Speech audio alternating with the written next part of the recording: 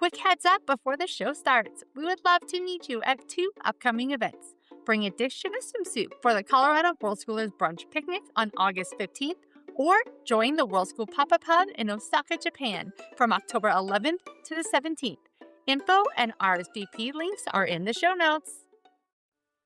Today we chat with Kelly Thornhill, a Worldschooling mom who turned a one-way ticket to South America into a 20-year language adventure. From translating on horseback with Argentinian gauchos to launching immersive Spanish programs for families, Kelly knows exactly what it takes to turn language learning into a vibrant lifestyle. Whether you're trying to keep a language alive in your own home or planning your next big family getaway, listen to the end for Kelly's expert tips on funding a life of travel, conquering language barriers, and the transformation that is possible when Spanish finally clicks. Welcome to the Wonder Worldschool podcast. I'm Susie, a travel-loving money nerd, mom of 2, and our family lives between Spain, Colorado, and soon Japan. On this show, we discuss the stories, logistics, and finances of traveling families and the many ways to learn along the way. Today, we get to know Kelly Thornhill. Welcome to the show. Tell me where you're calling in from and a little bit more about you and your family. Hi, Susie. So my name's Kelly Thornhill. I'm originally from a small town called Sandbach in Cheshire in England, and I now live in Abersoch, which is on the Llyn Peninsula in North Wales. I live here with my partner, Deb, and my 2 teenage daughters. And I know you have some travel experience into South America, which I'm really excited to talk more about because it's a place that my husband and I spent quite a few months, and your opportunities with Adventures in Spanish, which is the online program for Spanish, and also you do in-person opportunities in Spain. But let's step back and get to know you a little more and what travel looked like growing up for you. Well, at age 17, I bought a one-way ticket to the Greek island Rhodes. It was a summer season. I worked in a bar called Cool Cats, spelt with K's. And I spent the summer working there. I fell in love with the travel lifestyle while I was there.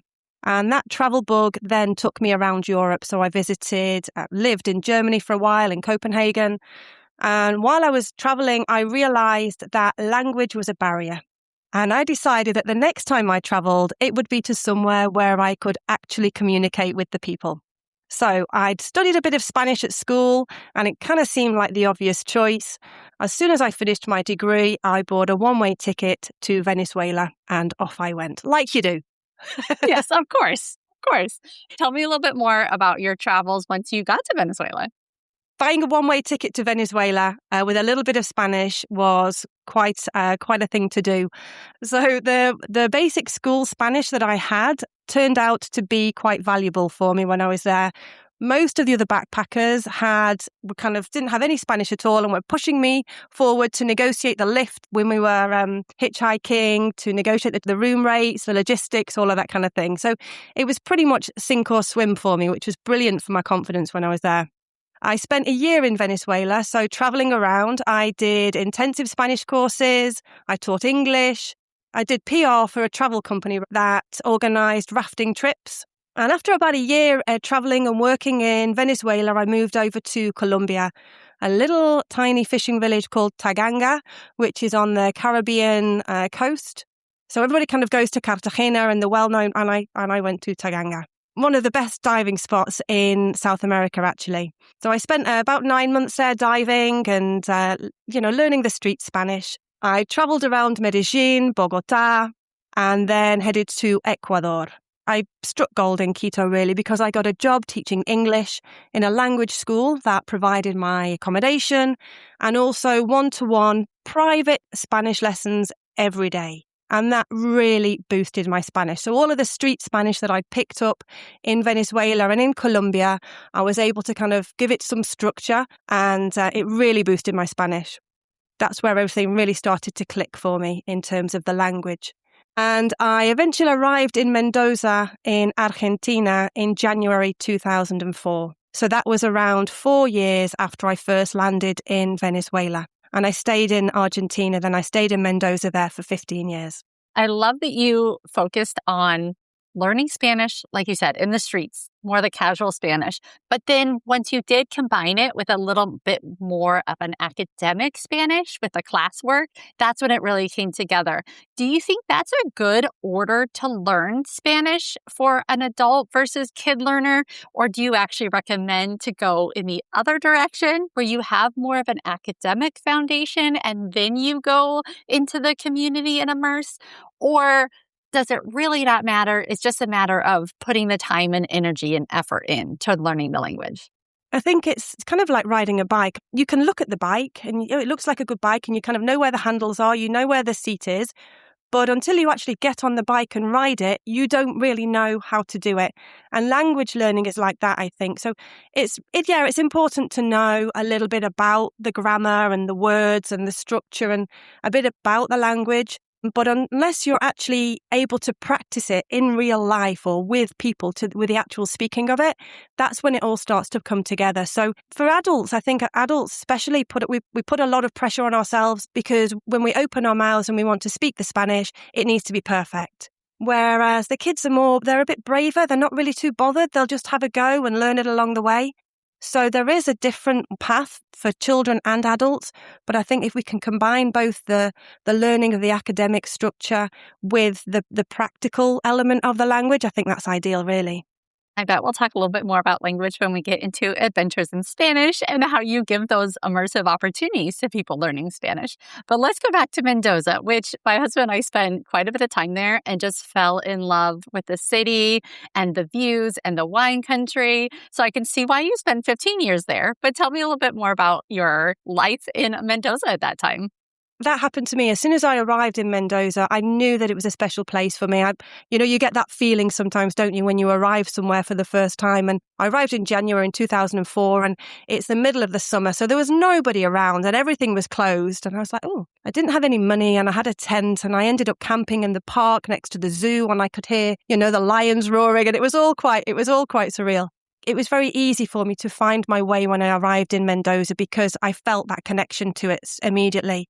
And one of the first jobs that I got was as a translator. Because of the Spanish that I had, I was able to approach businesses and let them know, that I did speak Spanish. And the first job that I had was as a translator on multi-day horseback rides through the Andes with the gauchos and the sleeping under the stars and the asados and the mate. And even today, I have to tell you, Susie, that has got to have been my best job ever. It sounds wonderful. It was just fabulous. So if anyone's listening to this wondering whether learning Spanish or any language is a good idea, yes, I would definitely say yes, for sure. It can open up opportunities, including, like you said, one of the best jobs you've ever had, being able to be on horses in the mountains, translating. It sounds wonderful. You just never know, do you, where these opportunities are going to take you. I launched an English language magazine. We were in the right place at the right time. We were in Mendoza wine country. We were just riding that wave of it becoming internationally famous. So that went really well. And we launched the Grapevine wine tours. Before we knew it, we were bringing clients from the US, from the UK to Mendoza and organising their trips around the vineyards, arranging their accommodation, their transport. And I was involved with arranging large groups of students who wanted to come to Mendoza and learn Spanish.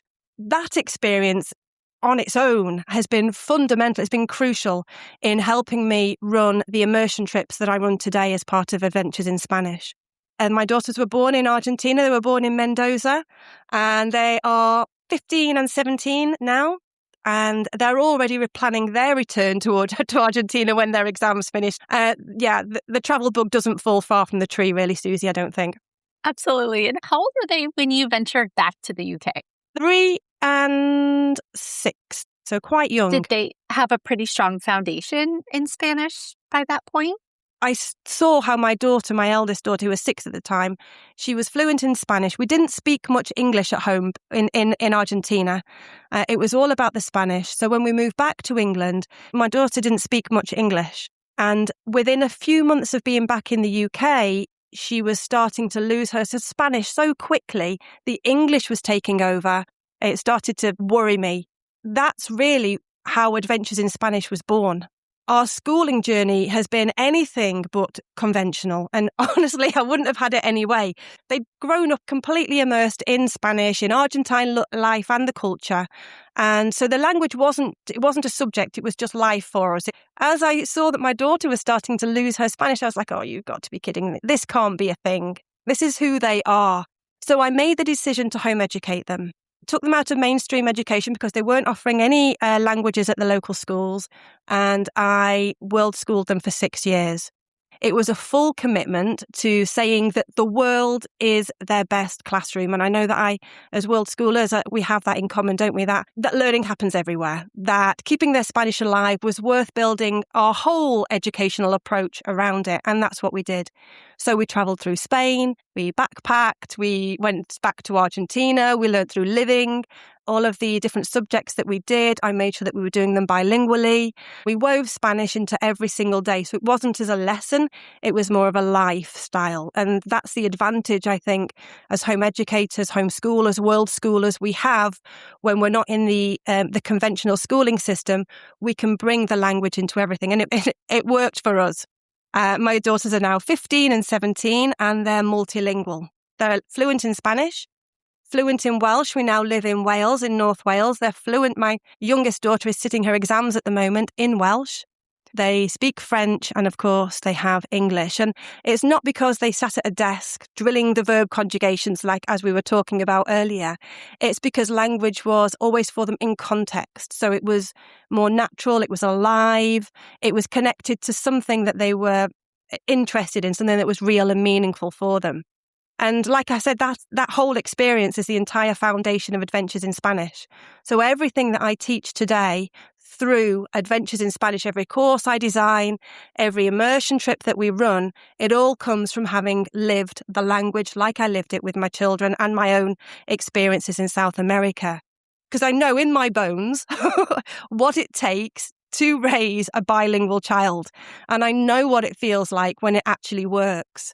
When families come to me and say, we want our children to speak Spanish, I understand exactly what they mean. And I know exactly how to help them get there because I've done it twice.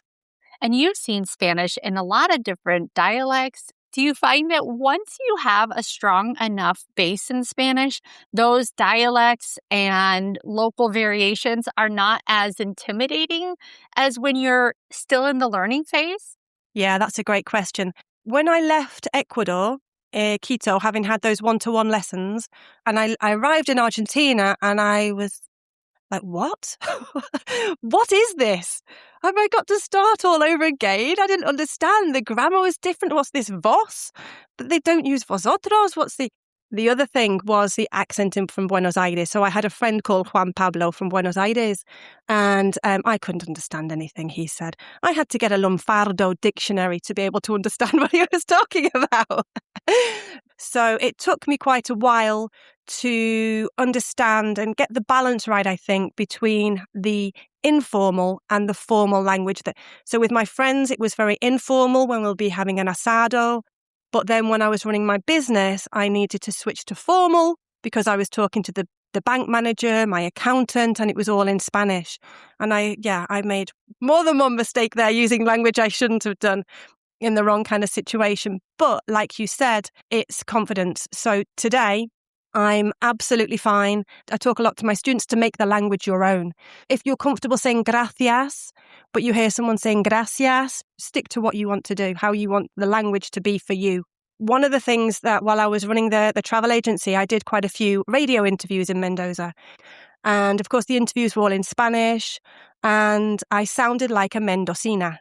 And even now, when I go over to Málaga and I'm meet up with the language school that we've partnered over there, straight away they pick up on my accent. They're like, Argentina, sí, Mendoza, sí.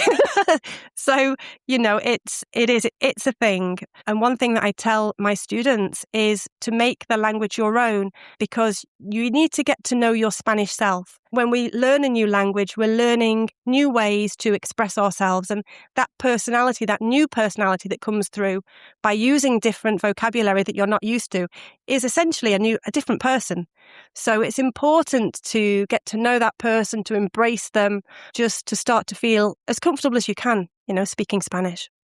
And I bring up these questions not to intimidate someone who's trying to learn Spanish and wondering, oh gosh, I'm never going to get to that point that I can navigate between multiple countries. I think it's clearly possible. And also, like you said, make it your own. It is a journey. Fluency is not, well, today I'm fluent. It's an ongoing process, and there are phases to it where you unlock certain levels, let's say. Like I've noticed that here in Spain, where I can have casual conversations, and with some people, it's easier than with others. But I know that as I progress, that will get easier and easier. But then there might be an opportunity where I go to Argentina, and it feels like you're back to level one, but you know that you've already made progress. You can continue to do that.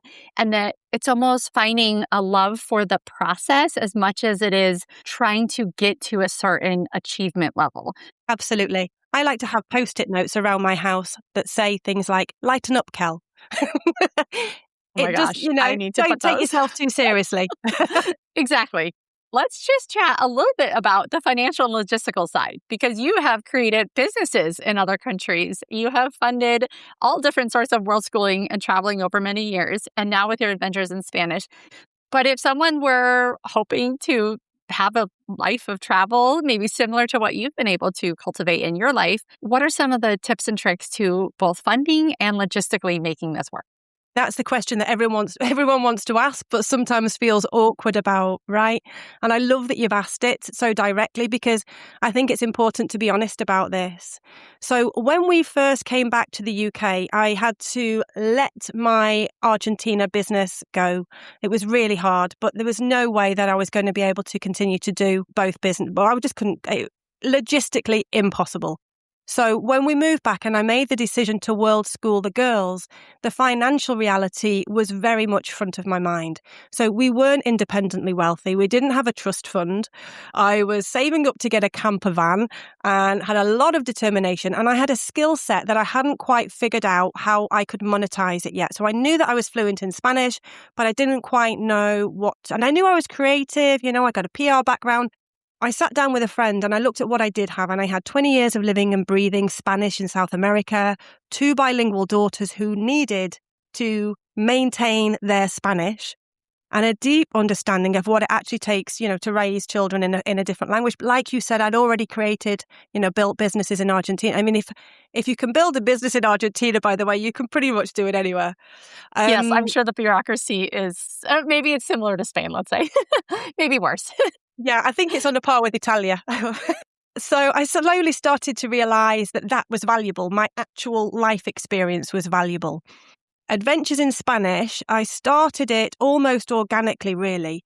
And initially it was about funding our lifestyle and keeping the girls learning the Spanish and getting the money together for the van. And so I was teaching a few families, I was teaching some local face-to-face classes and a few online lessons. And the word just started to spread. I seemed to be quite good at it naturally.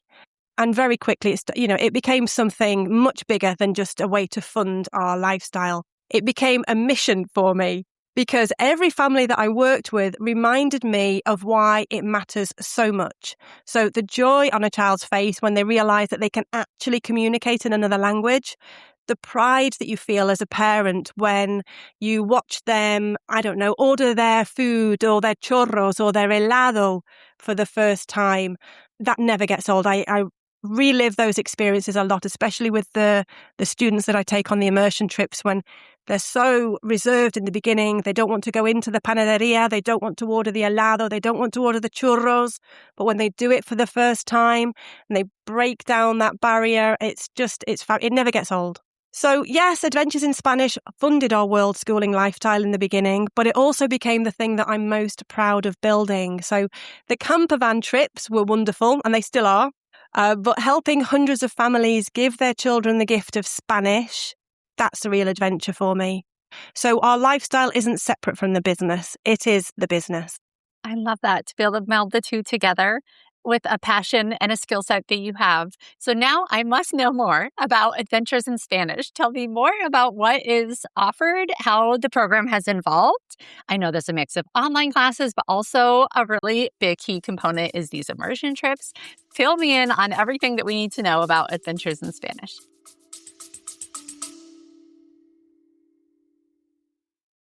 Your home shouldn't be a reason to stay, it's your ticket to go. My ebook, How to Rent Out Your House While Traveling, teaches you how to set up systems to rent out and manage your property remotely. Turn your house into a travel asset that pays for your adventures. Grab the ebook and the free 30-minute consult today at the link in the show notes. Let's get you on the road. I built Adventures in Spanish as a framework to build on lived experience, not just theory. And it grows, and it started to grow, and it grows even more because it works. So today we run around 10 online live Zoom classes for home educating, homeschooling, worldschooling children from ages 6 to 18. I also have self-paced courses. So these are holiday courses, a beginner's course that families can do together with their children. I've published children's books as well along the way. I get my students involved in the project. We look at where we want to base the book, what animals are there in that country. So the first one that I did was about a butterfly who is making their migratory journey down to Mexico in time for the Day of the Dead. And the children got involved and produced the images for the book. That's a bilingual book called Ya Estoy Llegando. It's lovely. It's beautiful. I wrote it with acclaimed storyteller Jude Lennon. And we did a second one as well called Fernando Baila el Tango, which of course is set in Argentina, about a tango dancing flamingo looking for a dancing partner. The children that I teach Spanish to did the illustrations for the books.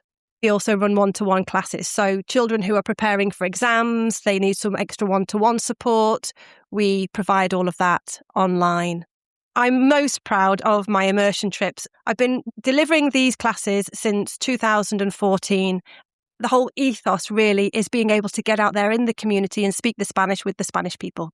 4 years ago, I partnered with a language school in Málaga. I've been running immersion trips to Málaga ever since.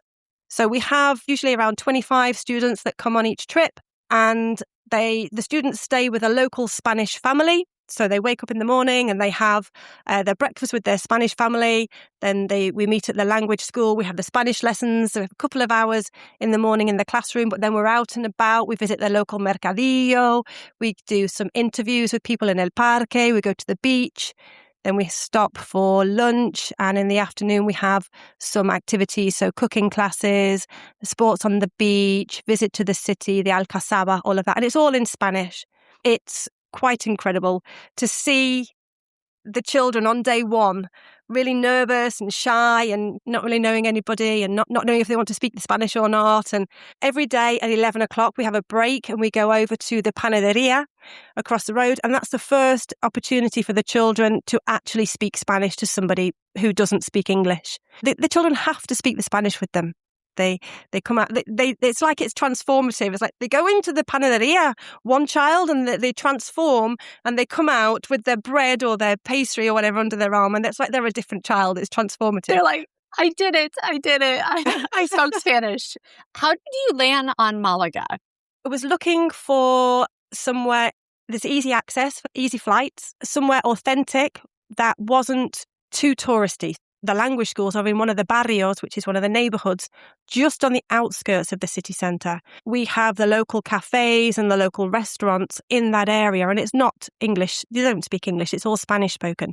It needed to be an opportunity for them to practice the Spanish in the real life. So that's why I opted for Malaga.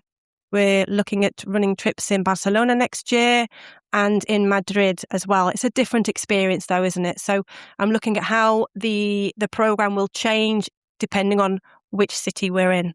How long are the immersive trips to Malaga for each of the trips, and when did they run? And I'm also curious, at what level of Spanish should ideally a student obtain prior to doing an immersive, or do you even have students that come with very little Spanish ahead of time? So the trips are usually a week. So it's Sunday to Friday usually. They are suitable for complete beginners. So if a child doesn't have any Spanish at all, right up to children who are preparing to sit exams, we're able to split the groups depending on ability. So the beginners will go in a beginners group, the improvers in an improvers group. We have a minimum age of 11 for the homestay. but the host families take families as well. So if you prefer to travel together as a family, I've tried to make it as accessible to everybody, really. It's not just for children who want to take part in the homestay. It's for families as well who want a family experience. When is the next opportunity if someone wanted to join along for the next adventure in Spanish to Spain? The next one is in October. So we depart on the 17th of October. I'm flying out with the group from Liverpool Airport in the UK, and we'll have the 18th. The Sunday is a free day to explore. Lessons will start on the Monday. So we have the Spanish lessons in the morning, the afternoon activities, and then lots and lots of time for beach and swimming in the sea and eating churros and helado and all of that goes with it. Prices for the trip start at like around £390, and for a full experience, so for a full immersion experience, it's around £950 per child. So that would include all the accommodation, full board, the Spanish lessons, the activities, everything. So it's an accessible program for anybody's budget, really, which is what I wanted to be able to do as a fellow home, world schooling mum. So yes. And I'm curious with the families from the UK that are opting to get their Spanish started for their kids with you, do they often have a connection to Spain, or what has been their motivation for wanting their kids to learn Spanish? In my experience, there are two types of parents that contact me.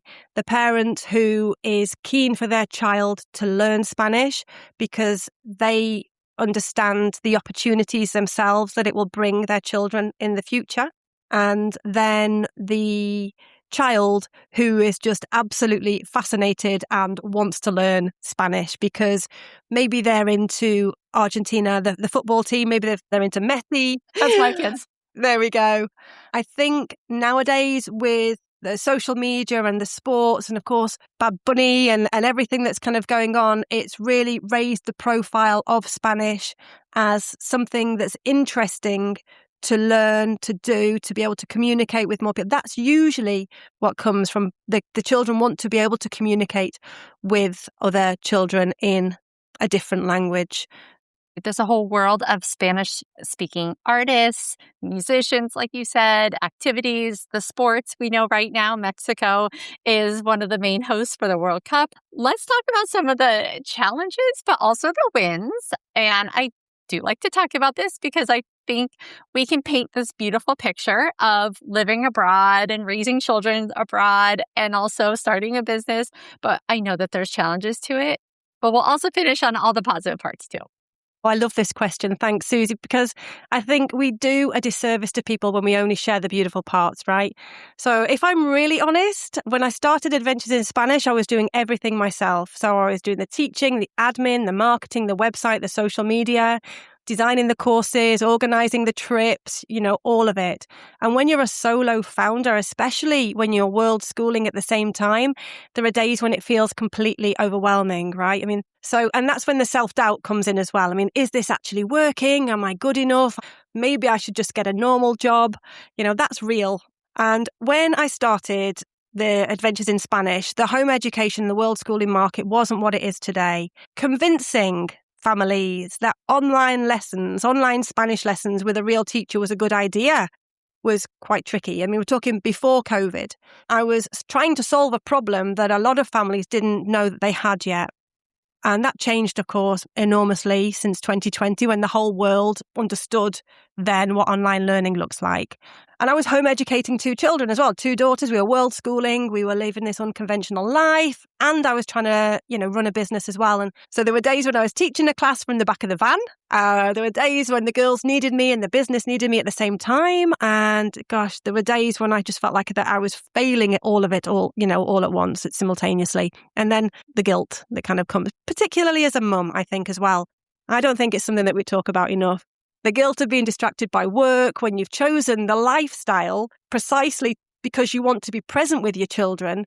Yes, I feel that too. And I'm a little nervous heading into summer where I really want to have all this time with my children, make it magical, make it special, while also continuing my passions, my business. And so I feel that tension is strong, especially with younger kids who have higher needs, perhaps. I'm sure this has shifted now that you have teens, right? It feels different maybe now, but you've also lived this for many, many years. Definitely. The thing that I want to say about all of those struggles is that every single one of them is what's made Adventures in Spanish what it is today.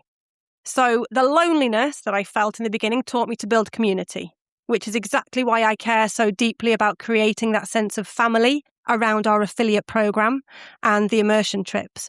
The financial uncertainty taught me to be creative, taught me to be resourceful, and to really understand what families need, but more importantly, what they value. And the juggle of being a mum and a business owner. So I think that makes me a better teacher, if I'm honest, because I understand exactly what the families I work with are going through. I'm not just their Spanish teacher. I'm a fellow Worldschooling mum who's lived the same adventures, wrestled with the same challenges, all of that.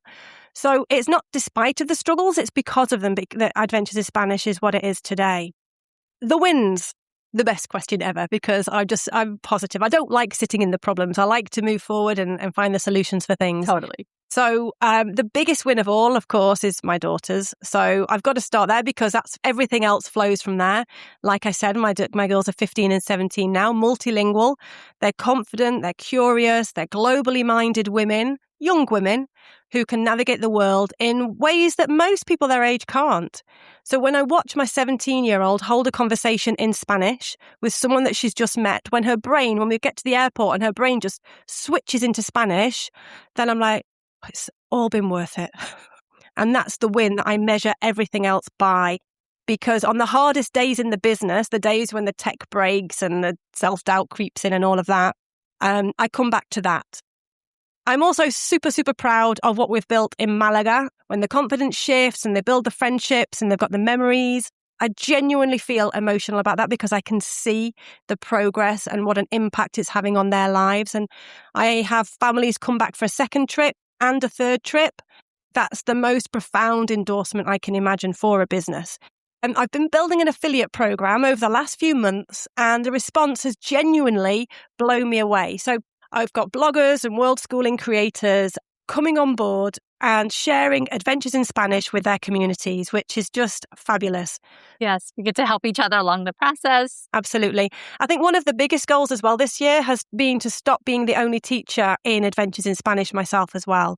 So because as much as I love teaching, I can't scale a business if I'm doing everything myself. Been hiring and onboarding freelance Spanish tutors to deliver our group classes.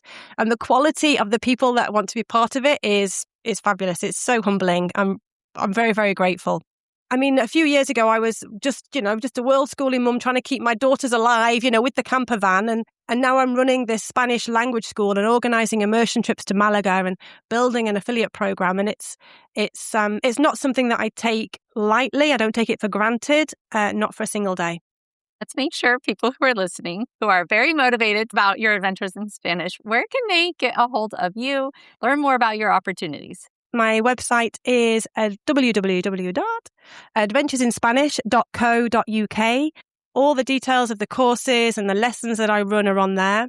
There's information about our immersion trips, and I've also got a section with a lot of free learning resources as well. So learning resources for children and for adults. I also run free taster lessons as well. So for any families who are thinking about learning Spanish but haven't quite managed to find the right tutor for their child yet, or not quite sure what to do, then you can book onto one of my free Spanish taster lessons and see if Adventures in Spanish is a good fit for your child. I love it. This is great. Let's wrap up with a couple quick lightning round questions. Okay, you can only ever live in 3 countries. What are they? Argentina, no question at all. It's in my blood. Spain, because, Málaga absolutely has my heart. And Wales, because there's nowhere on earth quite like coming home to the mountains and Snowdonia. Best or worst food you've ever had? Best food. I mean, it's got to be the Argentine asado. Of course, you can't speak to an Argentine that doesn't put Argentine asado as their best food, right? Worst food? Something very dodgy that I ate in a market in Bolivia. I don't even know what it was. I think I'd like to just scrap that from my memory, actually. As far as the Argentine asado, it's an art form there, is what my perception was. If you could teleport to one place right now, where would it be and why? Taganga, Colombia. that tiny fishing village that I first went to when I first arrived at one of the best diving spots in South America, I would be back in the water in a heartbeat, and I'm determined to take my children there one day. Colombia is very much on my radar as well. I have heard that the Spanish is slightly easier maybe than some of other parts of South America. You might be able to speak to that. Absolutely. I would definitely agree with that. Colombia is more neutral and it's more singy. The thing that I like about the Colombian Spanish is that it's feliz dia, happy days. When they're saying goodbye, they say feliz dia. I mean, that's just lovely. That's a great way to end a conversation. Feliz dia. Have a happy day. Thank you for taking us back to South America through your adventures and your recollection of living in beautiful Mendoza and Adventures in Spanish. I'm really excited to be able to get this out there, and I hope that more families are like, hey, let's learn more Spanish so that when we come to Spain or we go to South America or Central America, it gives us even more of an opportunity to really immerse ourselves in the culture and the language. Anything else you would like to add before we wrap up? Just to say, Susie, I'm here to help any homeschoolers, world schoolers with any of their Spanish learning needs. So just reach out. And I'll end on Feliz Dia. Feliz dia. Sign up for the Wander Weekly newsletter and get curated resources for your family's journey, along with Worldschooling news, family spotlights, and community roundups. You'll also get the essential pre-trip checklist specifically for slow traveling families. Sign up, grab your checklist, and I'll see you in your inbox soon.